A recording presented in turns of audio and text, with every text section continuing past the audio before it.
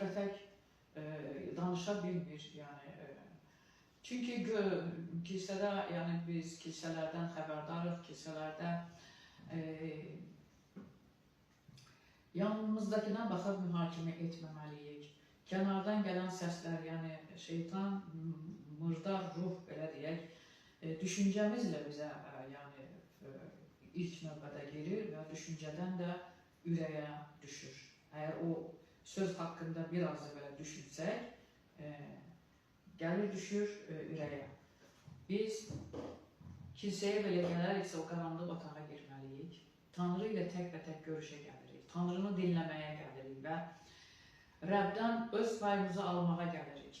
Və gizlin otağımıza çəkilib Rəblə münasibətdə durmalıyıq.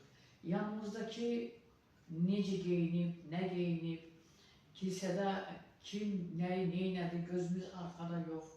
Bizim gözümüz Tanrının xidmətçisinin söylədiyi kəlamlara, vəzlərə və onları Tanrı ilə bir yerdə, yəni müqəddəs ruhun dənəti altında ürəyimizə qəbul eləməliyik. Bu qaranlıq otaq budur, əziz dostlar. Və qapını da bağlamalıyıq, murdar ruh bizi uzaqlaşdırmasın. Və bu gizlində görən Tanrı içimizdə necə Rəbbi əsər, yəni Rəbbin kəlamının üzərində əsərək ki, yadımdan çıxmasın, mən bunu qəbul edim, mən bunu yiyim.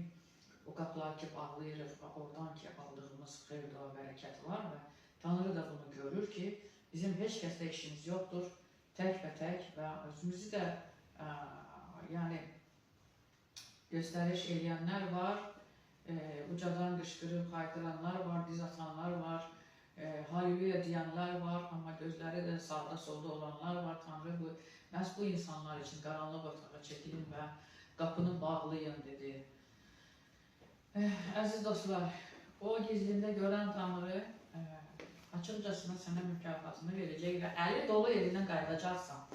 İsa Məsihin adıyla mən bəz vermək istəmirəm, sadəcə bir məsələ çəkdim. Rəbb hər birimizə bol xeyir, dua, bərəkət versin.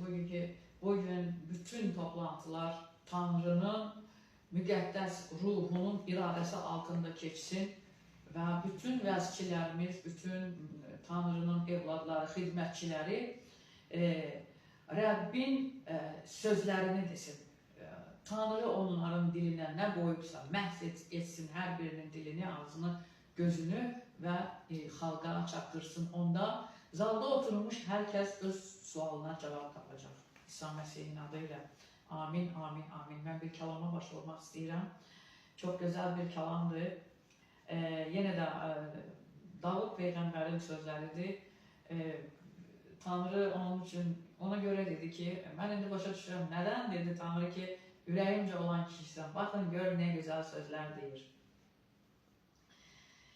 1-ci Səlnamələrdən 29-cu başlığın, yəni fəsilin, gəlin 11-dən deyək.